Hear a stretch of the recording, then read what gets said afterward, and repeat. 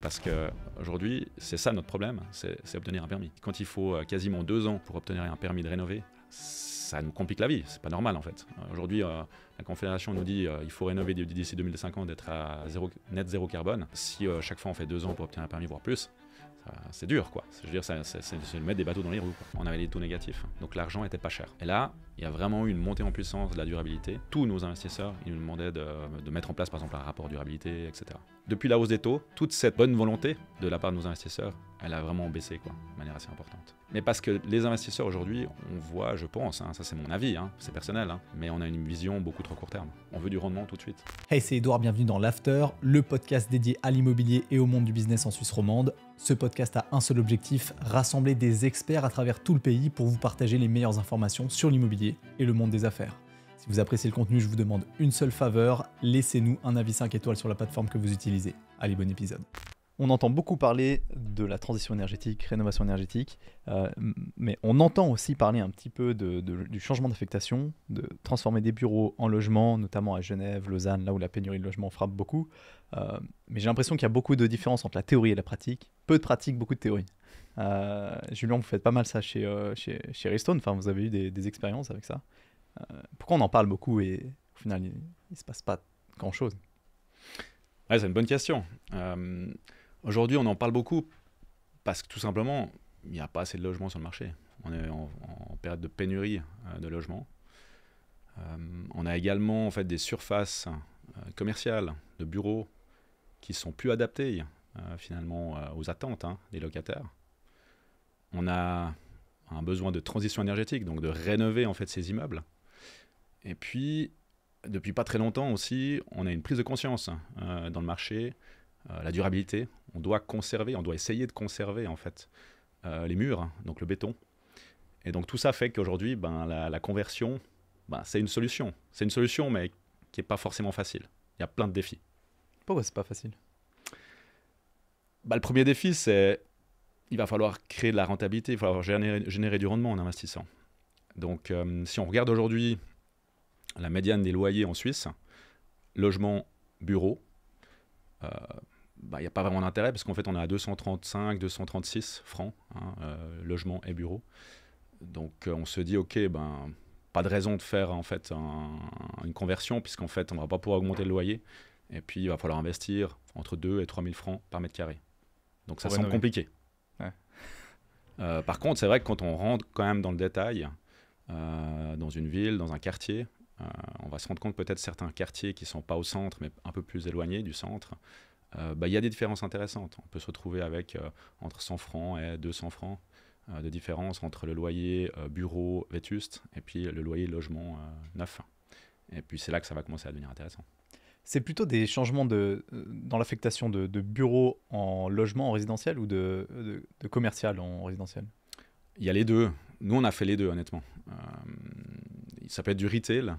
Ouais. Ça peut être ça, c'est souvent au rez-de-chaussée, non? Ouais, exactement. C'est compliqué, ça. C'est pas plus compliqué. Simplement que c'était toujours une question de, effectivement, est-ce que le loyer, il y aura une différence de loyer suffisante? Et puis après, est-ce qu'au niveau technique, c'est possible? Parce que c'est vrai que quand on regarde une surface de bureau, la problématique, c'est que si on passe en logement, on passe sur d'autres contraintes, d'autres normes, en fait.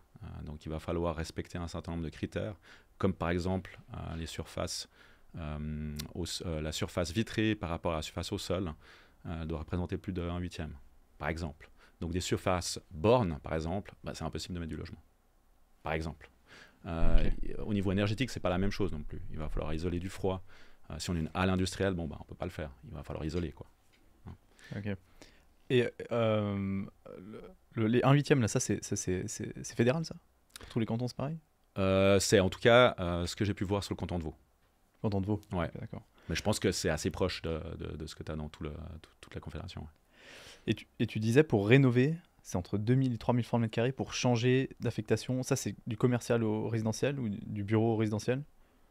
Ouais, c'est pour passer... C'est une moyenne, retail ou effectivement bureau, pour passer en résidentiel. Ça comprend, il faut passer les colonnes, les colonnes d'eau, du coup, parce qu'il faut refaire en fait toute la partie eau, électricité, et puis après mettre des murs Souvent, il n'y a pas, en fait, dans une surface de bureau, hein, il y a peu de murs. Donc, c'est tout ça, en fait. Puis après, ça peut se compliquer. Tu peux aller encore plus haut, hein, en termes de prix. Parce que si tu dois rajouter des cages d'escalier, de secours, rajouter l'isolation, porte, je sais pas, porte coupe-feu, etc. Si tu es dans une tour, il va falloir faire des paliers de compression, de décompression, etc. Donc ça peut aller très très cher. Quand vous faites parce que moi j'ai l'impression que la problématique pour transformer des bureaux en logement, c'est souvent que dans les bureaux, il n'y a pas de balcon non plus. Alors je sais pas si c'est une problématique ou si vous en créez. Typiquement, si vous faites une transformation d'immeuble de bureau en logement, vous créez des balcons ou pas? Et du coup, il faudrait créer des balcons à l'intérieur du logement et donc on perd des mètres carrés. Ouais. Donc, si on loue le même prix par mètre carré, qu'on perd des mètres carrés, Ouais. qu'on paye pour ça, c'est pas le but, hein. C'est clairement Ok. pas le but. Ouais. Donc effectivement, pas toutes les surfaces de bureaux permettent de le faire. C'est clair, si on peut mettre des balcons, on va le faire, mais c'est souvent un coût supplémentaire. Ouais. Donc c'est pas toujours idéal, quoi. Ça, on autorise assez facilement à faire des logements sans balcon. C'est pas trop C'est possible. Ouais. problématique. Ouais, non, Ouais. c'est pas dramatique. C'est pas dramatique. C'est clair que pour la PPE, ça jouera pas. Ouais. Mais pour faire du logement en plein centre-ville, ça joue. Ok. Mais bon, vous, dans les exemples que vous avez déjà vécus, est-ce qu'il y a des exemples que tu peux nous partager, que vous avez déjà réalisés? Ouais, bien sûr. Ouais. On a fait plusieurs surfaces de bureaux ou retail en fait à Genève, dans le quartier des Charmilles. On en a fait pas mal. Et là, on avait du ré même, hein, du retail. On a fait du bureau aussi, au 2e, 3e étage. Tous des cas en fait où finalement on avait toutes les planètes qui s'alignaient. Ça veut dire la différence de loyer qui était supérieure à 100, 150 francs, hein, entre bureau et logement. Et puis des coûts pour faire la conversion qui étaient aux alentours de 2000, 2005 le mètre carré. Donc tout ça fait que tu fais un rendement qui est intéressant et tu crées de la valeur. Donc tu fais un rendement un peu supérieur à 4, 4,5 quoi. Et puis à partir de là, c'est intéressant, puisqu'aujourd'hui, quand tu investis dans le marché immobilier, si tu achètes un immeuble, plus ou moins moyen, pas trop vétuste, tu vas investir à 4, un peu en dessous de 4 aujourd'hui à Lausanne ou Genève. Donc en fait, d'investir à 4,5, c'est intéressant. Et t'as pas de problématique de plafonnement des loyers dans le changement de Non, justement. d'affectation? Alors justement, ça c'est la loi qui te le permet aujourd'hui à Genève ou à Lausanne, hein, dans les cantons. T'as pas de blocage des loyers. Donc la LDTR ou la L3PL ne te bloque pas les loyers. Et c'est ça qui est intéressant justement. C'est vraiment le but là pour le coup de la politique, c'est de promouvoir en fait cette conversion. Ouais. Et donc ça fonctionne. Et ça fonctionne. En nombre, il y en a. Parce que moi j'ai l'impression qu'il y a beaucoup de personnes en parlent, mais j'ai l'impression qu'on fait peu Ouais, de c'est logements vrai. Ouais, c'est vrai, en mais parce plus que- avec ça. Mais c'est juste, il y a très peu d'opportunités parce qu'il y a le double défi du prix, et le défi du prix, hein, de la différence de loyer, et le défi du coût d'investissement. Et puis, pas toutes les surfaces ou pas tous les immeubles permettent de faire cette transformation. Donc en fait, il faut des immeubles. Tu me dis si je me trompe, mais il faut trouver des immeubles qui sont pas plein centre, parce que plein centre, au final, à Genève, le loyer du bureau sera même encore plus cher que le loyer du logement. Exact. Donc en fait, dans ce cas-là, aucun intérêt, c'est impossible de rentabiliser. C'est impossible. À plein centre à Genève, tu vas te situer à quasiment 500 francs, 500 francs le mètre carré pour le bureau, voire plus, hein. Et puis le logement, tu vas être à 500, 550. Voilà, donc il n'y a pas d'intérêt de le faire. Il n'y a Ouais. pas d'intérêt du tout, c'est clair. Et du coup, tu dois trouver des bureaux qui sont pas au centre-ville. Donc il n'y en a pas 1 milliard non plus, parce que souvent ils sont plutôt proches du centre, les immeubles du bureau. Ouais. Donc tu dois trouver des bureaux dehors et avec des loyers relativement bas. C'est ça. Parce que même en dehors, le loyer des bureaux reste assez proche du logement. Mais tu peux arriver à des loyers, nous ça nous est arrivé, hein, à Lancy, d'avoir des loyers à 200, 250. Et puis du coup tu peux faire la conversion là. Parce qu'en fait le loyer bureau il est à 250, puis le loyer logement il est à 350, 400 quoi. Donc ça passe. Mais ça peut arriver qu'au centre-ville, tu peux te retrouver, imagine que tu as des bureaux, ça fait très longtemps qu'ils sont là, tu es peut-être à aller, je sais pas, à 300 le mètre carré, tu peux passer à 450, 500, voire plus, c'est possible. Mais de nouveau, c'est vraiment des cas particuliers. Si les bureaux sont là depuis longtemps, Ouais. ils sont loués depuis longtemps, Ouais, ouais. dans ce cas-là, est-ce que tu n'aurais pas... Parce que si tu dois faire la transformation, tu dois quand même vider le bâtiment. Oui. Mais d'une fois qu'il est vidé ou que les locataires sont dehors, tu n'aurais pas intérêt à rénover le bureau et garder le bureau tel quel, C'est juste une bonne augmenter le question. loyer. Peut-être que oui. Parce que potentiellement... Potentiellement, oui. Ouais. Ouais. Moi, j'ai un cas, par exemple, on l'a fait. mais même pas pour créer de la valeur, puisqu'en fait, c'était pas créateur de valeur, c'était à Fribourg, où finalement, on a voulu résoudre un problème de vacances. Ouais. Donc en fait, tu as des locaux vacants, tu louais à 200 le mètre carré, et puis ça fait 2 ans que tu te dis, tu as baissé le loyer déjà, hein, puis tu trouves toujours personne. On a dit, ok, ben, on le transforme. Alors par contre, on va pas faire de rendement, mais par contre, on va avoir un cash flow après qui rentre. Voilà, donc on l'a fait pour ça.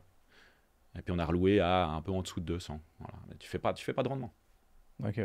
Donc là, tu as injecté de la rénovation, mais tu loues moins cher que. Tu loues moins cher, tu génères pas de valeur. Par contre, Ouais. tu récupères de l'argent quand même. Avant, tu n'avais pas d'argent qui venait. Aujourd'hui, tu en as. Tu as dû investir pour ça, mais bon, tu en as quand même qui revient.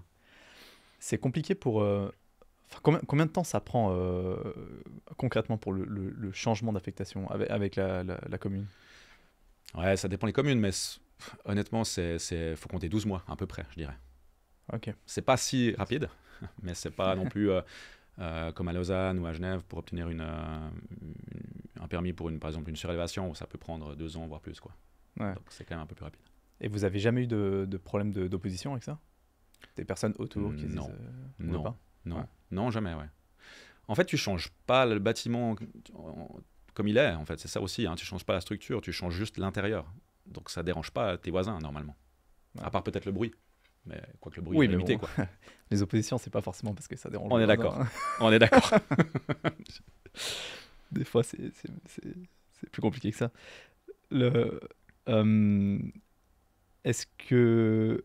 Attends, je voulais venir sur un point. Tu disais au début, enfin, tu as commencé par ça en disant il faut réaffecter des bureaux qui correspondent pas vraiment ou plus vraiment aux besoins maintenant des gens. Mais c'est pourquoi? C'est parce que le télétravail est resté très important, beaucoup plus important qu'avant. Et donc, c'est resté comme ça. Et donc, les bureaux sont globalement plus vides ou pas? Ça, c'est une tendance qu'on sent à Genève, ça?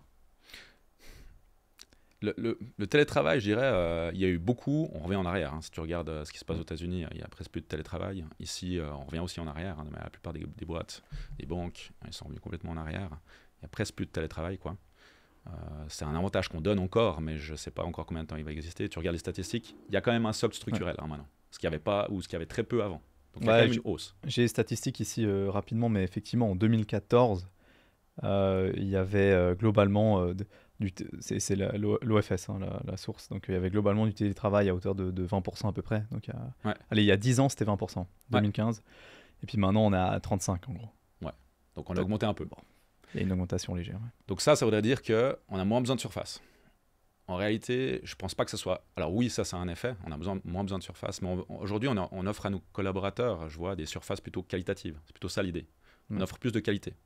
Donc qualité de vie, qualité d'échange.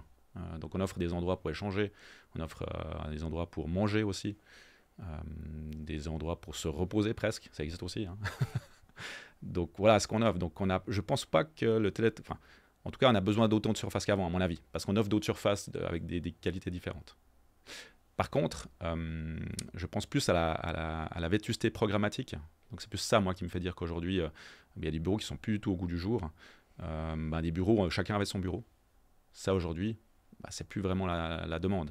La demande, c'est plutôt des grandes surfaces. Et puis, on va faire effectivement quelques bureaux individuels. On va surtout faire des grandes surfaces avec des bureaux partagés. Et puis après, on fait pas mal de petites salles pour échanger. Et puis voilà. Donc en fait, c'est vraiment ça qui doit changer. Et puis c'est ça qui fait qu'aujourd'hui, quand tu proposes ta surface avec plein de petits bureaux individuels, les gens te disent « Ouais, mais non, ça ne m'intéresse pas, quoi. » Donc ça, il faut couper. Donc il va falloir investir pour déjà rien que supprimer en fait tous ces petits bureaux. Ok. Et donc, mais le taux de vacances est quand même largement supérieur dans les bureaux que dans le résidentiel. Ouais, clairement. Ça sent. Rien à voir. Okay. Aujourd'hui, dans le résidentiel, on est en pénurie de logements. Hein. Donc tu prends à Lausanne, Genève, tu regardes, le taux de vacances, il est en dessous de 1. À Genève, il était à 0,2 il y a quelques mois, quand j'avais regardé. Voilà, il n'y a pas d'objet en fait à la location, il y en a très peu. Dans les bureaux, si je prends par exemple Genève, c'est un des plus hauts taux de vacances dans le bureau, c'est autour de l'aéroport, donc Grand Saconnet. Tu es quasiment à 25% de vacances. C'est énorme. Ah, c'est énorme. Voilà, exactement. Donc là, tu as peu de demandes ou pas de demandes. Ouais. Donc en fait, pour trouver des locataires, il faut être très dynamique. Ok. Et c'est dans ce genre de région, mais est-ce que c'est dans ce genre de région qu'on arrive à transformer des bureaux en logements? Peut-être oui. Nous, on n'a pas un cas. Nous, on a un cas plutôt différent là, à Grand Saconnet. C'est une surface de commerciale qu'on ne peut pas transformer en logement parce que le plan de quartier ne te le permet pas. Et donc, nous, on a trouvé une autre solution, c'est qu'on a fait du logement meublé. Voilà. Donc là, on a obtenu un permis pour faire du logement meublé. Et puis aujourd'hui, initialement, c'était commercial. C'était commercial et industriel. Donc c'est un site. En fait, nous, on a racheté le site c'était le quartier général, on va dire, du Pont de Mour en Europe. Et puis on avait signé un sale and leaseback, donc on savait qu'ils allaient partir aussi à terme. Et puis, quand ils sont partis, on avait quasiment le bâtiment vide. Et puis là, nous, on a défini une stratégie. On s'est dit, OK, on va faire un immeuble, une sorte d'hôtel pour entreprise. Donc, on a développé des services. On a mis en place un restaurant, un bar. On voulait mettre en place une crèche. Aujourd'hui, on vient de signer une crèche. Il y a un fitness. Il y a un centre de conférence avec une salle de conférence où tu peux accueillir 100 personnes.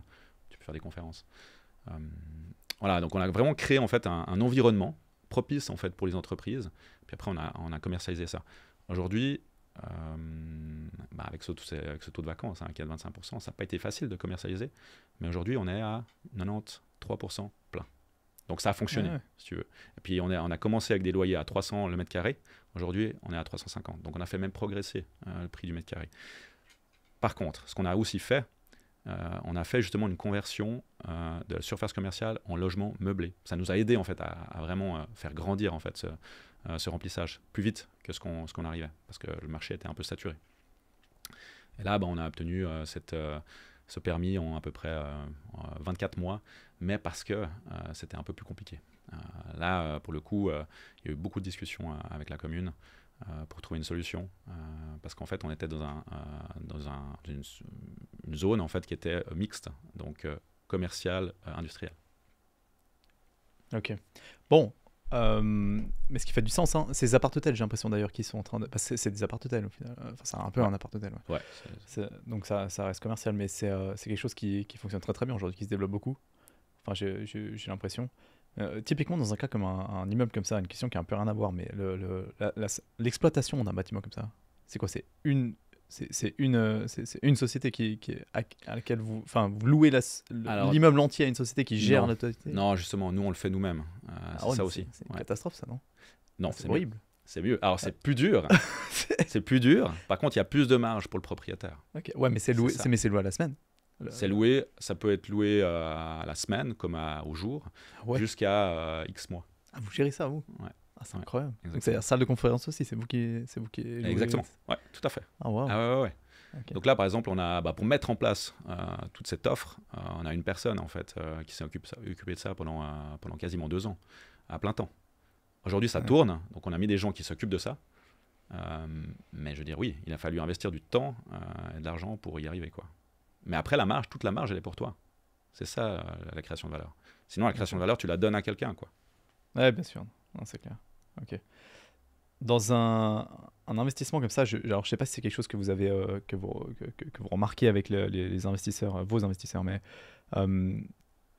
potentiellement, ce que je me dis, je sais pas si l'intérêt c'est ça aussi, mais de se dire, en transformant du bureau en logement, il y a cette question de rentabilité, mais il y a aussi la question du risque pour l'investisseur en soi. Parce que à partir du moment où on a du logement, enfin je veux dire le fonds et la qualité du fonds devient beaucoup plus résidentiel, le plus on élimine le mixte et puis le bureau. Exact. Je sais pas si comment est-ce qu'on fait pour prendre en considération ça quand on fait ces calculs. Je sais pas si ça se fait en fait, ou si c'est purement un calcul de rendement.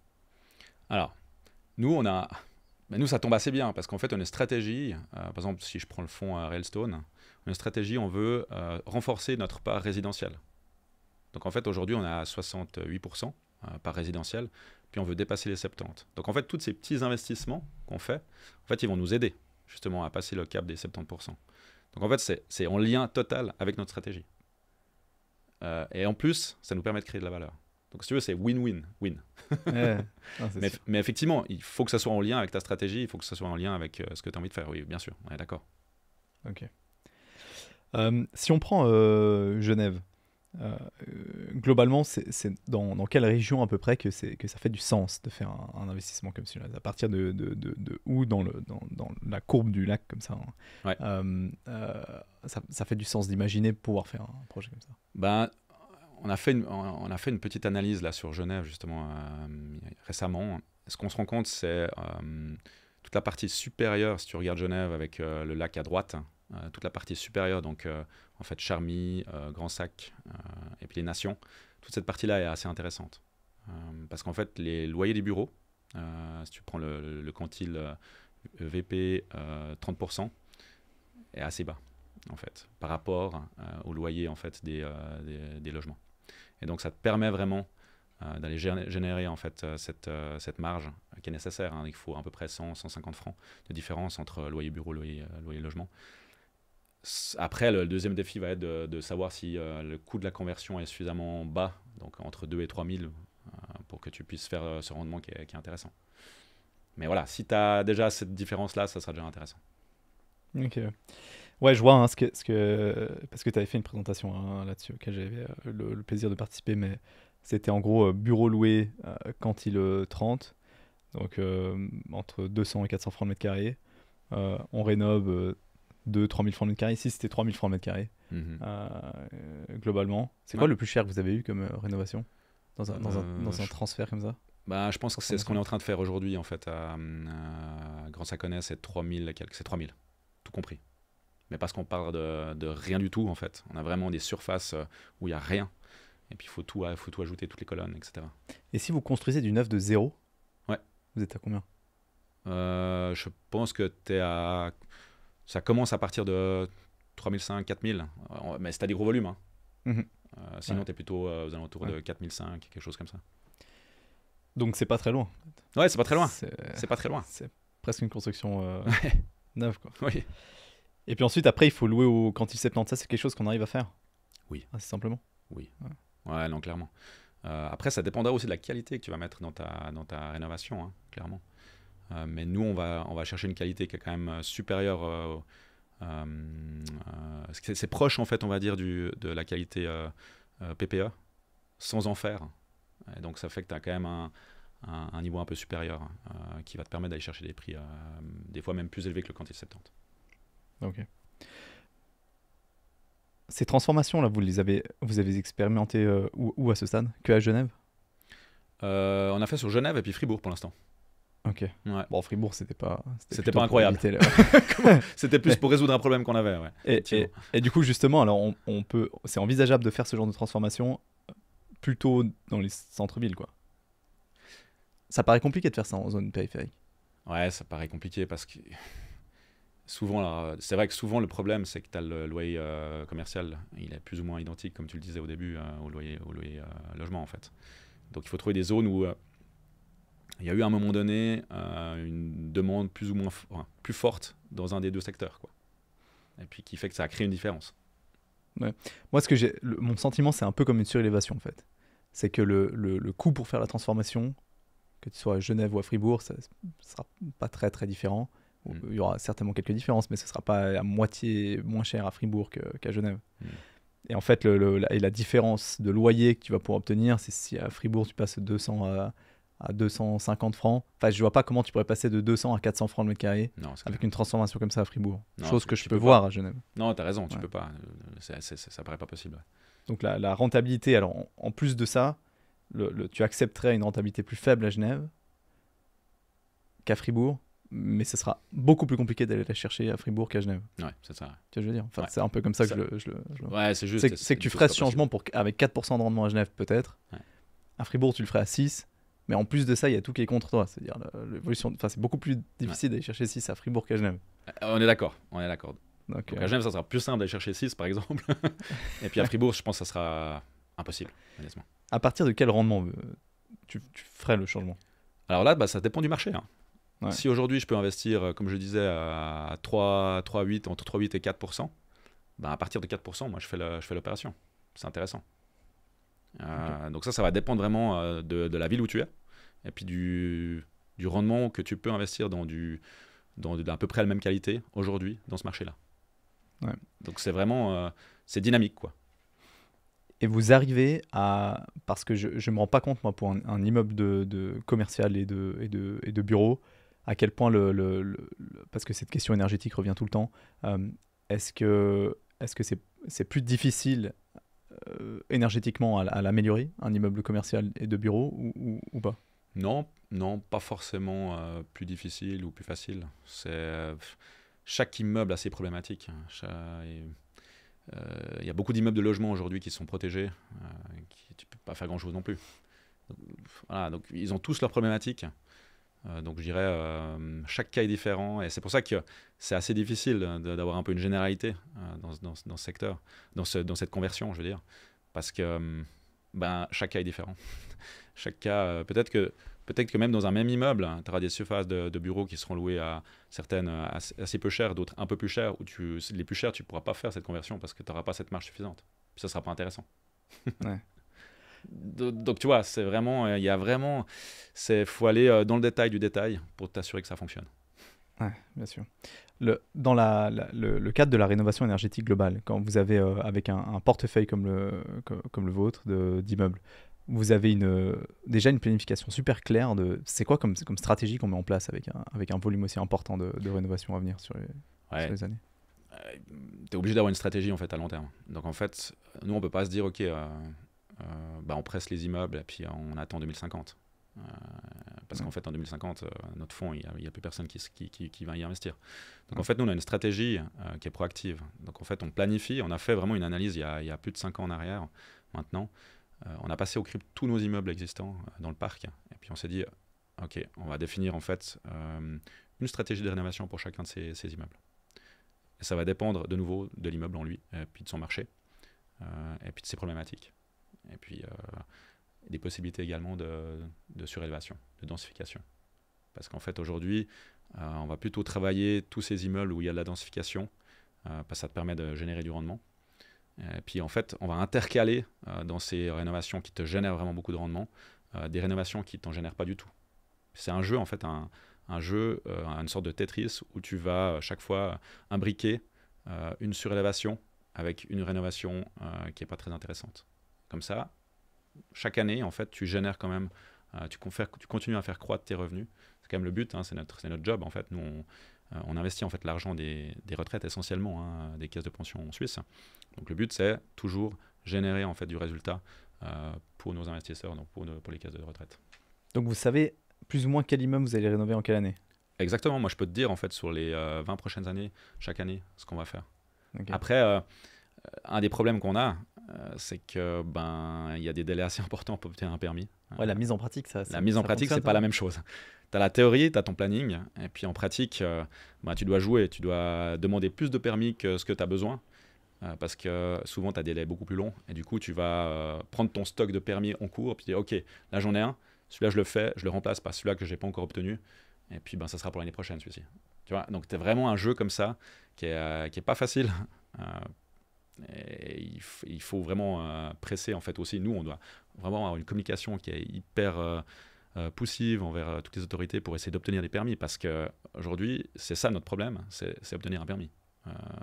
Quand il faut quasiment 2 ans pour obtenir un permis de rénover, ça nous complique la vie, c'est pas normal en fait. Aujourd'hui, la Confédération nous dit il faut rénover d'ici 2050 d'être à net zéro carbone.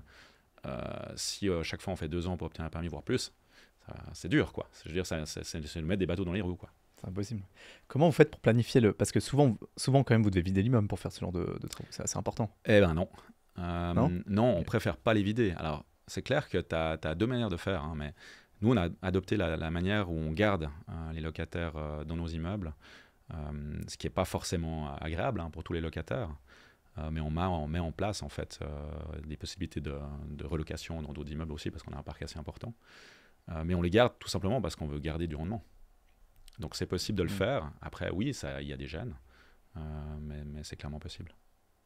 Ok. Donc vous arrivez à le faire pour la majeure partie des rénovations? Quasiment tous. Ah ouais? Ouais. Ok, c'est incroyable ça. Ouais. Même une rénovation globale. Parce que quand vous rénovez, vous faites... J'imagine que quand vous faites une rénovation comme ça dans un permis, l'immeuble vous le rénovez entièrement. C'est-à-dire façade, chauffage, toiture, etc. Exactement. Tu refais à neuf, quoi. Tu refais tout, ouais. Exactement. Okay. Et même ça, alors ce qu'on refait, alors ça dépend après aussi les cas, mais ce qu'on va pas faire tout de suite, c'est la rénovation du logement à l'intérieur du logement. Parce que ça, on a le locataire qui est en place, donc c'est difficile de le faire. Donc ça, on le fera par la suite. Okay. Mais c'est le seul truc qu'on fait par la suite. Sinon, toute l'enveloppe, elle est faite Et vous arrivez à rentabiliser suffisamment le coût des travaux comme ça? Alors, c'est rentable si tu arrives à faire en même temps une surélévation, qui est suffisante, au moins deux étages, je pense, pour que ça soit assez intéressant. Sinon, non, c'est pas rentable, c'est dilutif. Après, il y a aussi des obligations de rénovation, donc il faut le faire. Et puis, comme je disais, le but, c'est de trouver la bonne imbrication des rénovations dans ton parc pour toujours générer du cash, enfin toujours générer en fait plus de revenus. Et pour ça, tu vas mettre des surélévations avec des rénovations qui sont dilutives. Donc voilà. Et quand tu surélèves, tu arrives à garder l'immeuble rempli? Ouais. Ouais. Alors parfois, c'est pas possible de garder le dernier étage, donc tu dois le vider. Donc là, effectivement, tu as un manco pendant une année et demie. Mais ça fait partie du coût, ça. Ça fait partie du coût d'investissement qu'il faut prendre en compte. Ouais.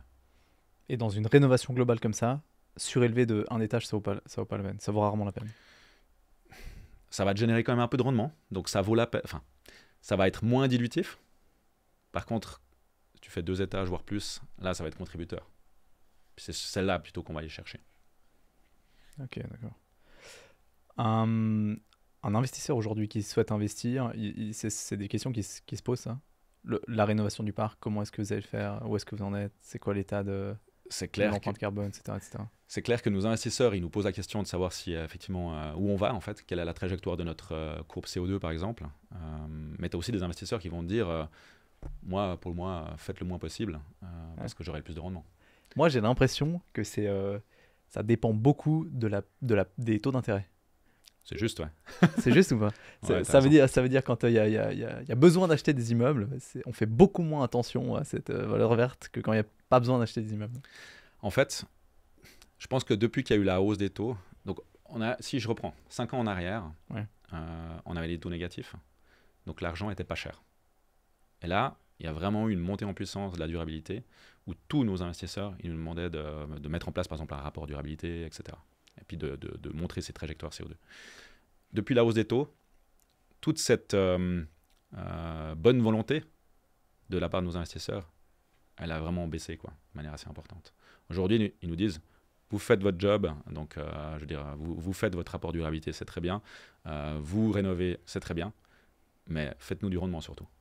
Ouais. Ouais. C'est incroyable.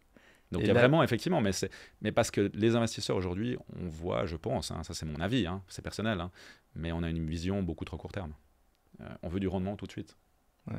Alors que sur un immeuble, c'est difficile de se dire, ok, on fait juste du rendement court terme, parce qu'en fait, nous, en tant que propriétaires à long terme, nous, on voit déjà le 2050, on doit le planifier le 2050. Donc on ne peut pas se dire, je fais juste du rendement pendant 5 ans, puis après, on verra, je le vends. C'est pas très responsable, quoi. Ouais. Vous vendez souvent des immeubles ou pas? Ça vous arrive? Ça nous arrive de vendre des immeubles. On a surtout vendu des immeubles commerciaux, mais pour une seule raison, c'est que notre stratégie sur le fonds Hailstone, par exemple, on renforce la partie résidentielle. Donc on vend plutôt du commercial qu'on avait acheté, qui était du commercial value-add, donc avec c'était plutôt des objets vacants qu'on a remplis. Puis dès qu'ils sont remplis, on les vend. Voilà. Donc on réalise le gain qu'on voulait faire.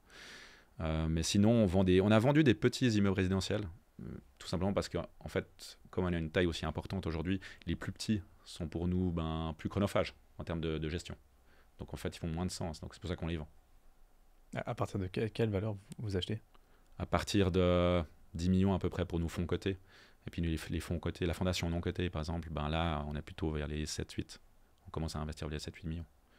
Ah ouais. Vous avez pas du tout dans la stratégie de vendre les immeubles anciens pour acheter des immeubles plus récents? Vous faites pas ça, vous? Si, on fait aussi.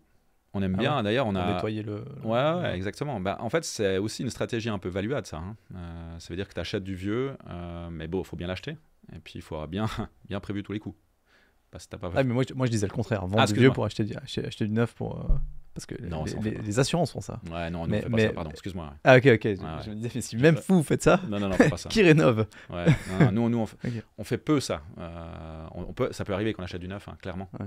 On peut acheter des objets neufs. Ça fait aussi du bien, ça permet de rajeunir ton parc. Par contre, on aime bien acheter justement le vieux. D'ailleurs, on a la plus grande équipe chez Hailstone, c'est l'équipe rénovation-construction. C'est la plus grande équipe. Ouais. Parce qu'en fait, le défi est là. Le défi, c'est la transition énergétique. Et donc, en fait, on est une équipe qui est capable effectivement de bien pricer toutes ces rénovations et puis d'avoir des prix quand tu challenges bien, quand tu presses bien, quand tu challenges bien lors de tes adjudications. Ce qu'on se rend compte, c'est qu'on a des prix qui sont aussi beaucoup plus bas qu'une personne lambda. Et donc, ça te permet d'offrir un peu plus et puis d'avoir finalement un résultat qui est mieux quand tu as fait toute ta rénovation d'ici 3-4 ans, quoi. Ouais. Mais si tu dis...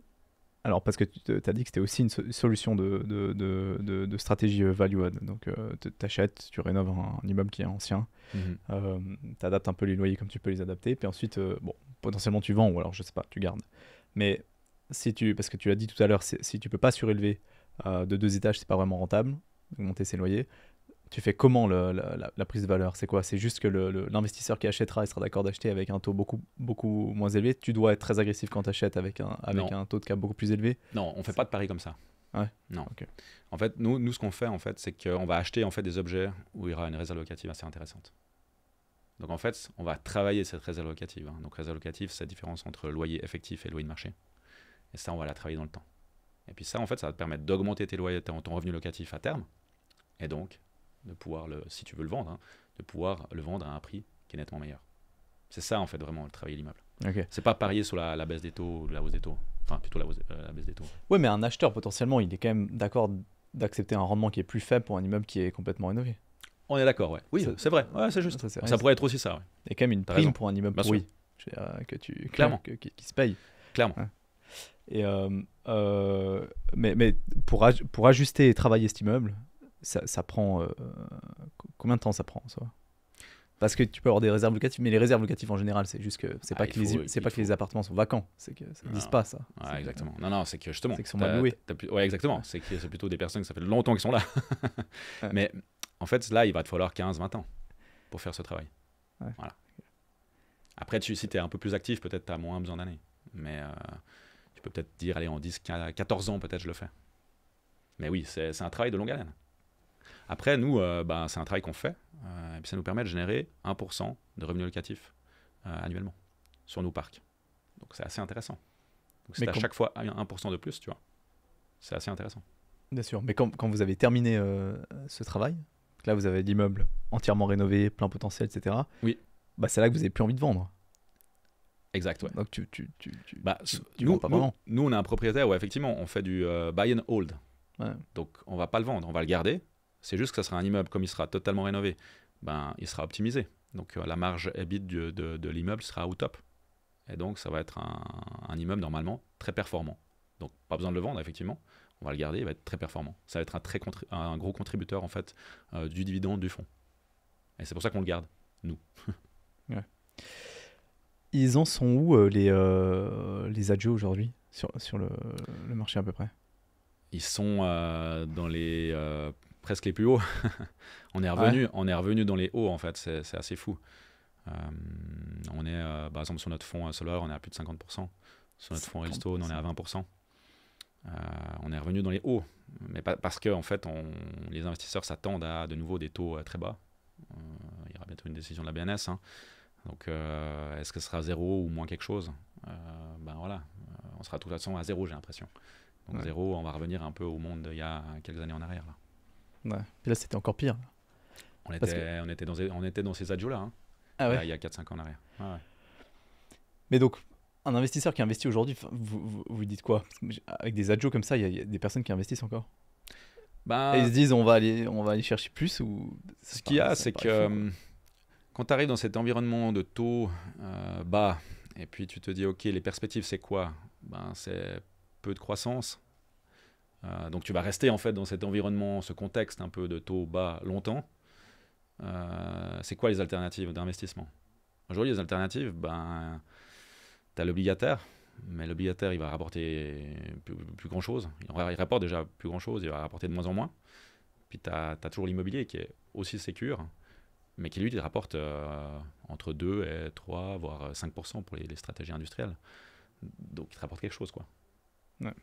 Et donc ça reste quand même un investissement, même si tu as cet adjo, qui est intéressant. J'ai demandé d'ailleurs, avant qu'on fasse l'épisode, parce que je me suis dit qu'on allait parler de ça certainement, parce que justement j'ai vu qu'ils étaient très élevés, comment expliquer à un enfant de 10 ans ce que c'était un adjo. Ouais. Et puis il m'a dit, bah, imagine, tu as un groupe de copains, ils ont tous un. Ils sont tous. Enfin, non, tu vas dans un magasin, pardon. Et puis avec un groupe de copains, puis il y a un paquet de cartes Pokémon à vendre 20 francs. Et puis tout le monde veut acheter ce paquet de cartes Pokémon. Et du coup, le paquet de cartes Pokémon, il est plus 20 francs. Toi, tu dois payer 22 francs si tu veux l'avoir. Alors que tu sais qu'il vaut 20 francs, mais tu dois payer 22 francs. Bah, c'est ça un Agio.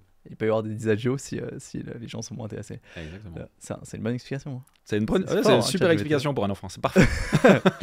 que ça, est-ce que c'est un adio et puis c'est quand la dernière période où il y a eu des 10 adios? Montée des taux, il y a 3 ans en arrière. Ah, il y a 2021, 2022. Okay. Ouais, il y avait à un moment 40% du marché qui était en 10 adios. Ah ouais, c'est incroyable. Et là, c'était le bon moment d'investir. Ouais. Mais bon, c'est toujours facile quand on revient en arrière. C'est dur de savoir quand on est au fond. Vous faites de la promotion immobilière aussi ou pas trop? Non, parce que nous, on a une stratégie plutôt buy and hold. Donc la promotion, donc acheter un terrain, faire de la PPE, revendre la PPE, on le fait peu. On le fait, ça peut arriver. On l'a fait typiquement à Winterthur. On a acheté un terrain et puis on a vendu, sur 5 entrées, on a vendu 2 entrées. On est en train de vendre, pardon, c'est 2 entrées aujourd'hui sur les 5 entrées en PPE. Ça permet de générer un petit gain en capital qui est assez intéressant aussi pour nos investisseurs. Et puis, mais on ne fait jamais ça sur toute une parcelle. Okay. On n'a pas vraiment l'intérêt. Nous, comme je le disais, on fait du buy and hold. Mais pour un peu augmenter, on va dire, le résultat en fait, du fonds, oui, on peut le faire. Vous investissez beaucoup en Suisse alémanique? Oui. On a avec le fonds Hailstone à peu près 50% des investissements qui sont en Suisse alémanique. Ouais. Ah ouais, partout. C'est un fonds suisse, dans les centres urbains suisses, résidentiels. Donc oui, le but c'est qu'il soit... On devrait même être plus investi en Suisse allemande. Ouais. Après, on a commencé en Suisse romande. Donc on a un billet aussi. Notre réseau, on l'a construit ici, à Lausanne. Donc voilà, je veux dire, ce billet il va se résorber dans le temps. Mais le but, c'est qu'on ait effectivement un investissement qui soit plus fort en Suisse allemande, clairement. Ok. Un des points qu'il y avait dans la présentation que tu avais faite sur la transformation d'immeubles de bureaux en logement, c'était la problématique de la LFIE, c'est-à-dire les fonds étrangers ne peuvent pas faire cette conversion.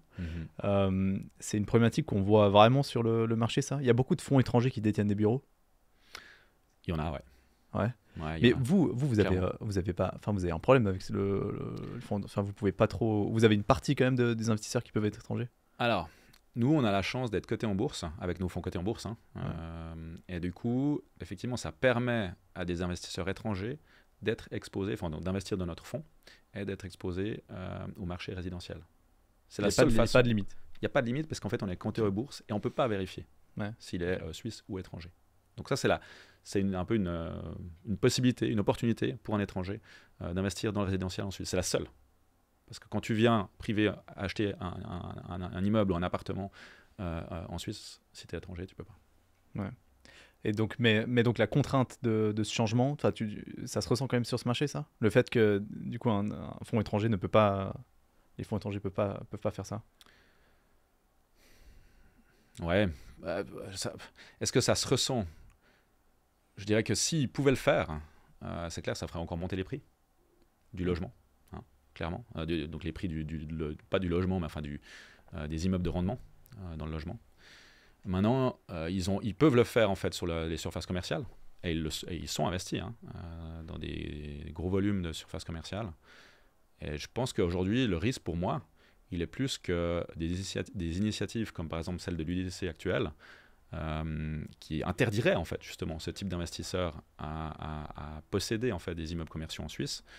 Là, moi, je vois un risque, c'est qu'en fait, ça vienne comme pour le logement, c'est que de nouveau, ces prix-là après ils vont exploser, quoi.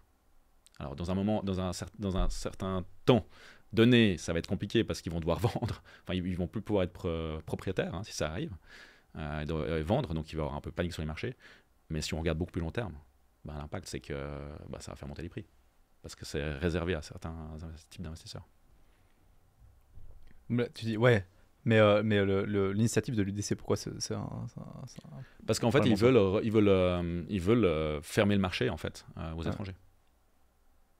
Ils veulent vraiment fermer le marché. Ah, mais ça, c'est une initiative qu'on va. Ouais, c'est une initiative qui est en cours de discussion là. Ah ouais? Mhm. Je n'ai même pas vu ça. Ouais. Donc, que les investisseurs étrangers Ne puissent plus investir du tout? Ouais. Ok. Ah, Ouais. que ce soit résidentiel, commercial. Ouais, exactement. Ah, sérieux? Ouais. On vote quand ça? C'est une initiative pour l'instant. Ah ouais? Ouais. J'ai pas... tu sais le nom de l'initiative ou pas? Je l'ai pas comme ça, mais il faut que on peut la retrouver, ouais. Ah ouais, mais je vais la retrouver. C'est incroyable. Je savais pas. Ouais. Je savais pas du tout. Et donc, voilà, effectivement, ça veut dire que globalement, mais ils seraient obligés de vendre. Ça me paraît fou, ça. Alors, je sais pas comment ils feraient, ouais. Franchement, Ouais. je sais pas comment ils feraient, ouais. Okay. Parce qu'aujourd'hui, parce que ça arrive aujourd'hui, un permis B qui vient, français par exemple, il vient, il achète un bien immobilier, il habite dedans, ou alors il loue, et puis un appartement, et il repart en France. Bon, il perd son permis B, il n'a pas le droit d'être propriétaire en soi, mais il est toujours propriétaire. Bon, puis le jour où il vend, il doit vendre un Suisse, et voilà, ça s'arrête là. Ouais. Bon, j'imagine que ce serait comme ça, parce que sinon ça ferait une avalanche de ventes. Ça me paraîtrait absolument fou. Mais demain, si les étrangers ne peuvent plus acheter, tu penses que ça aura un impact sur la pénurie de logement? S'ils peuvent plus acheter non, pas sur le logement, mais sur le commercial. Moi, je parle du commercial. Ouais. C'est vraiment le commercial. C'est que tu le penses qu'il y a commercial un qui sera problème impacté. de pénurie s'ils peuvent plus investir? Je pense que s'ils vont plus pouvoir investir, ça aura un impact clairement à un moment donné. Ouais. Moi, je pense que ça peut faire remonter les prix. Ouais. Ok. Mais est-ce qu'il y a une pénurie aujourd'hui pour le commercial aussi? Non. Ou l'industriel? L'industriel, ça va. Aujourd'hui, l'industriel, c'est un marché qui est un peu particulier. C'est un marché où, en fait, c'est détenu essentiellement par les entrepreneurs industriels, en fait. Donc, les utilisateurs. Ouais. Et donc, c'est un marché qui est très, très stable à cause de ça, en fait. C'est que, en fait, c'est les utilisateurs qui détiennent, en fait, ces immeubles. Et ils ne sont pas vendeurs, forcément, sur le marché parce qu'en fait, ils les utilisent. Puis, ils les vendent seulement, pas pour faire un gain, mais simplement parce qu'ils doivent changer d'outil de travail ou parce que... X raisons, mais enfin, pas une raison de faire du rendement, juste. Ah, ok, d'accord. Vous investissez dans l'industriel quand même? Ouais, nous, on a lancé un fonds industriel il y a 2 ans, justement. Et on a donc créé une équipe qui s'occupe de ça aujourd'hui. Et ce qui est vraiment intéressant, c'est que d'un côté, tu as un rendement qui est beaucoup plus important que le commercial, que le bureau ou le retail. Tu as à peu près 200 points de base en rendement, donc 2% de plus. C'est quand même vachement intéressant. Tu vas chercher quoi, 6% Ouais. Ça commence à 5 dans les villes, ça monte jusqu'à 10% quoi, et plus. Ah oui. Voilà. Okay. Donc tu as vraiment une prime qui est assez intéressante et en même temps c'est moins volatile. Donc les prix, si tu vas regarder les prix dans le temps, ça bouge beaucoup moins que le bureau ou le retail. Ouais. Donc non seulement tu as une prime par rapport au bureau et au retail, mais en plus c'est moins volatile. Donc c'est un peu la subtilité et c'est un peu la niche en fait qui est assez intéressante quoi. Et les loyers augmentent dans l'industriel quand même, non? Oui, maintenant. Ils augmentent, mais faiblement chaque année. Si tu regardes, ça augmente régulièrement comme ça. Ok. Bon, après, dans l'industriel, il y a beaucoup de types d'industriels différents, non? Parce que le logistique, c'est pas pareil que une halle qui sera exploitée artisanale. Enfin, j'imagine. Totalement. Puis d'ailleurs, nous, on fait pas de logistique compliquée. Je veux dire, nous, on fait de la halle industrielle, toute simple. Donc, en gros, les 4 murs, enfin les 5 avec le toit, et puis une entreprise qui vient louer ça, et puis qui met son activité, son stockage, etc. à l'intérieur, quoi. Donc c'est très simple, nous, ce qu'on fait. Nous, le but, c'est pas du tout d'avoir des infrastructures à l'intérieur ou à l'extérieur en fait, de cette halle qu'on va financer. C'est pas notre job, ça. Justement, et c'est un risque, d'ailleurs, ça. Par exemple, d'avoir des frigos, par exemple. Ça, on le ferait pas. Ou on pourrait le permettre. Par contre, c'est au locataire, à l'utilisateur, en fait, d'investir là-dedans, quoi. Ça, vous construisez du neuf ou vous achetez? Non, on achète de l'existant. Non, alors on a un petit fonds aujourd'hui. On pèse un petit peu moins que 100 millions. Donc en fait, on va acheter de l'existant et puis on va générer de la valeur en rénovant, en sortant locataire, mettant un nouveau locataire à un autre prix, etc. quoi. Okay. Donc ça reste très simple parce qu'on est petit encore. Mais c'est clair qu'à terme, nous on a une parcelle aujourd'hui à la sortie de l'autoroute de Crissier, à Bussigny, qui permet effectivement de construire et de développer quasiment 3 fois la surface qu'on a aujourd'hui. Simplement qu'aujourd'hui, on est trop petit pour le faire. Donc on attend, on le loue. Aujourd'hui, c'est loué. Ça nous rapporte un peu plus de 5%. Et puis voilà, puis ça nous permet de générer déjà un rendement qui est intéressant pour nos investisseurs. C'est quelle affectation ou destination d'immeuble qui a la plus belle perspective d'évolution de croissance sur les années à venir, à ton sens, entre résidentiel, commercial, bureau, industriel? Parce que vous êtes investi un peu dans tous les secteurs, du coup. Oui. Hein. Vous avez des fonds ou bien des investissements partout. Je pense que vu ce qui se passe sur le marché aujourd'hui, pénurie de logement fait que cet actif-là est toujours intéressant parce on s'attend toujours à une croissance de la population assez importante. On voit que le dernier classement de l'IMD sur la compétitivité de la Suisse, on est toujours premier, hein, on est les meilleurs dans le monde. Donc ça nous permet d'attirer toujours ces entreprises ici en Suisse, donc et puis de faire croître cette population. Donc je pense que d'un côté, le résidentiel est toujours intéressant, mais moi je crois vraiment en fait à l'industriel, parce qu'en fait ça rapporte énormément en cash. Donc les revenus, le résultat net en fait de l'immeuble est très intéressant, hein, on est en dessus de 5% par rapport à un fonds un résidentiel qui va délivrer du 2-3% grand max, donc tu as déjà 2% de plus, et puis tu as en plus de ça la prise de valeur qui va se faire dans le temps, parce qu'en fait tu as les loyers qui augmentent petit à petit aussi, donc ça te rapporte du 5+, donc c'est quand même vachement intéressant. Mais tu as quand même moins de prise de valeur que le résidentiel quand même. Oui. Aujourd'hui, oui, mais parce qu'on est dans un marché où il y a eu énormément de pénurie de logements. Et puis, effectivement, c'est pas en train de s'arrêter, ça. Ouais. Mais on a assez de zones destinées à l'industriel, parce que moi, j'ai l'impression qu'il n'y en a pas énormément des zones destinées à l'industriel pour les activités comme ça. Là. Ouais. En fait, elle se raréfie, ouais, c'est vrai. Justement, ouais. J'ai le sentiment que ça se raréfie. C'est juste. Donc là où l'industriel est quand même en train de se développer avec la logistique, l'e-commerce. Voilà. Mais en fait, elle se raréfie. Mais en fait, si tu regardes les défis des communes, justement, c'est d'en mettre des nouvelles, enfin de trouver des zones en fait pour ces industries. Parce que ces industries, elles sont intéressantes parce qu'elles vont elles vont apporter en fait des rendements et des impôts aux communes. Ouais. Donc en fait, les communes, c'est vrai qu'à un certain temps, elles ont sorti l'industrie. Parce qu'elles ont dit ça ne nous intéresse pas d'avoir des usines en fait sur notre territoire parce que les locataires, enfin les habitants n'aiment pas ça. En réalité, pour des grandes villes, c'est aussi intéressant parce que ça leur rapporte des impôts. Ce qui est des fois pas forcément le cas des habitants qui, si tu regardes certaines villes, elles ont des taux de 30, 40, 50, 60% pour certaines d'habitants qui ne payent pas d'impôts. Ouais. Donc d'avoir des usines, ou plutôt c'est pas des usines aujourd'hui justement, c'est ça aussi, hein, c'est qu'en fait ça s'est transformé aujourd'hui, c'est des petits artisans, c'est des bureaux etc. Qu'on met dans ces zones industrielles qui elles génèrent du revenu et puis elles payent des impôts, quoi. À quel point, une question qui n'a rien à voir mais sur le financement immobilier cette fois, je sais que vous en avez pas forcément besoin en tant que fonds, mais vous voyez certainement un petit peu les contraintes que la FINMA impose maintenant aux banques, parce que vous êtes quand même intimement lié aux promoteurs, j'imagine d'une manière ou d'une autre, hein, où vous avez besoin des promoteurs et de la construction, si vous ne construisez pas vous. C'est quoi, vous vous positionnez comment? Parce que moi je me dis en tant que fonds, plus les banques sont restrictives en matière de financement, je veux dire, moins il y a d'acheteurs en concurrence avec vous, parce que du coup tous les privés ou les plus petits investisseurs qui ont besoin de financement, c'est plus compliqué pour eux, du coup ils achètent vraiment. Et du coup les fonds, vous êtes vraiment entre vous, ce qui est déjà le cas. Puis à partir d'un certain montant, si tu dois aller complètement en fonds propres, t'as plus de privé. C'est rare, un privé qui achète un immeuble à 18 millions 100% de fonds propres, ça n'existe pas vraiment, quoi. C'est clair, ça n'existe pas. Mais paradoxalement, moins il y a de financement, moins il y aura d'immeubles aussi. Ce qu'on voit de plus en plus, puis ça c'est aussi en lien avec ce qui se passe sur la transition énergétique, hein, c'est que les privés aujourd'hui, détenir un immeuble c'est de plus en plus difficile, parce que tu as plein de contraintes, tu as plein de défis, notamment la transition énergétique. Et donc il y a plutôt une institutionnalisation en fait des propriétaires, clairement. Moi, c'est ce que je vois. Enfin, nous, ce qu'on achète aujourd'hui, c'est plutôt des bâtiments que des privés détiennent et qui vendent parce qu'ils ne veulent pas avoir affaire à ces défis. Ouais. Donc, ça, je le vois.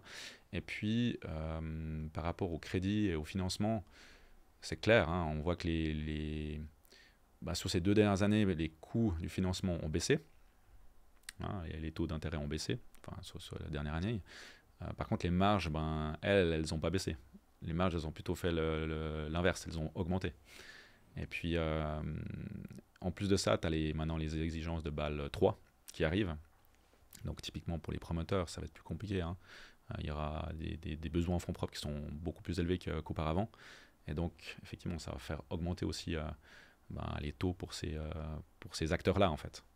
Donc ça va être de plus en plus dur. Si tu construis maintenant, aujourd'hui, un financement sera beaucoup plus cher qu'il y a 3 ans en arrière, quoi, malheureusement. Surtout plus compliqué à obtenir le financement globalement. Hein. Aussi, parce qu'en fait, ça va être plus cher et du coup, ça va être plus dur dans tous les cas. Mais oui, ce sera plus compliqué. Il y a peut-être des banques qui vont se dire... mais c'est pas parce que la marge est plus importante qu'il y a plus d'établissements qui sont d'accord de le faire. C'est ça qui est un peu paradoxal. Hein. Il y a 3 ans, on gagnait moins, mais il y a plus de concurrence. Ouais. C'est ça qui est... Mais bon, après, c'est des périodes comme ça, hein, oui.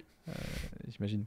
Est-ce que... Alors, je sais que là, évidemment, tu vas défendre un peu ton territoire, mais est-ce que tu ne trouves pas un peu dangereux, cette fois, si tu prends un peu de recul sur le marché immobilier suisse, de pousser la financiarisation du marché immobilier simplement parce que dans mon travail de diplôme, j'avais passablement fait de recherche sur l'introduction de la PPE, parce que c'est intégré un petit peu à mon travail de diplôme.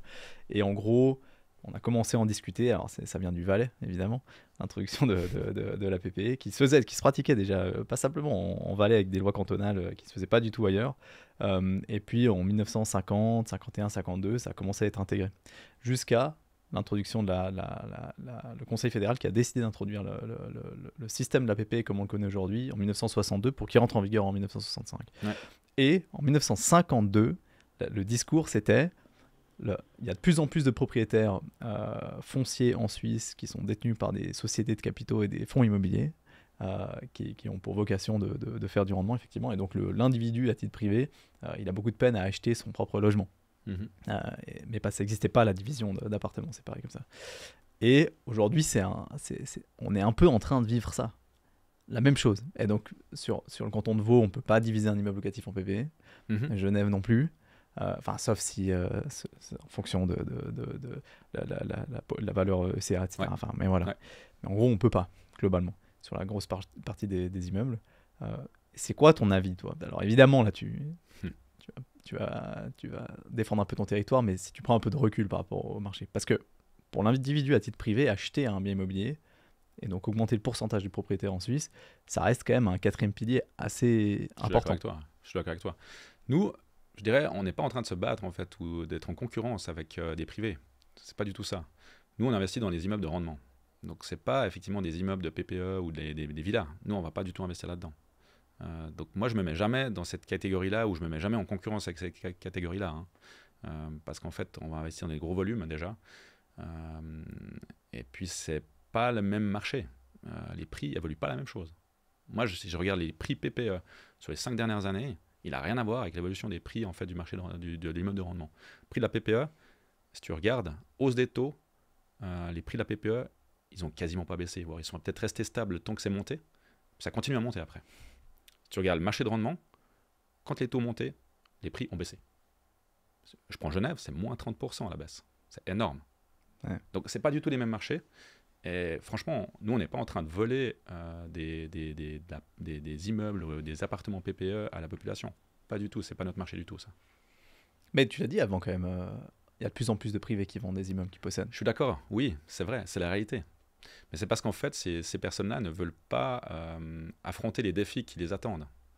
Alors, nous, on a une équipe, c'est clair que nous, c'est 50 personnes, Hillstone, qui permettent de gérer un parc immobilier et de créer de la valeur. Parce qu'en fait, c'est ça l'investissement. Quand tu investis en fait, dans la pierre, le but, c'est pas juste d'avoir investi puis de dire « Ok, c'est mon 3e pilier, puis j'attends ça à la retraite ». En fait, si tu veux vraiment investir correctement, tu dois te dire « Moi, je dois créer de la valeur chaque année ». Ça, c'est notre job en fait. Ça, c'est ce qu'on fait. On a une équipe qui fait ça. Quand tu es privé, tu as plus tendance à dire « Ok, je pose l'argent là, puis je regarderai plus tard ». Puis tu penses que ça va créer de la valeur tout seul. La réalité, c'est que ça va pas créer de la valeur tout seul. C'est d'ailleurs pour ça que tu as des équipes de gestion qui font ça, tu as des banquiers qui vont t'investir ton argent dans la partie immobilière, etc. Parce qu'ils vont te créer du rendement. Parfait. Merci beaucoup pour le feedback. Un petit un mot de la fin peut-être sur cette transition, cette transformation qui était le sujet principal là, sur l'immeuble de bureau en logement.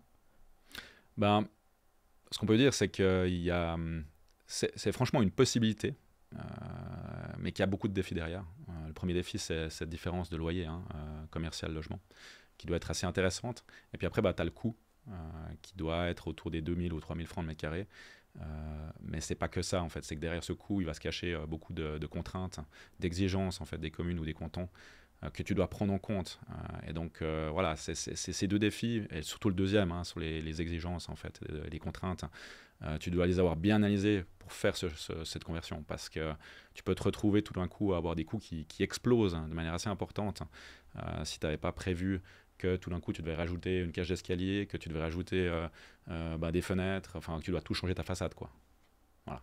Ouais. Donc le mot de la fin, c'est plutôt ça, c'est de dire oui, c'est faisable, mais faire attention, quoi. Faut bien avoir analysé les choses, quoi. Parfait. Merci beaucoup.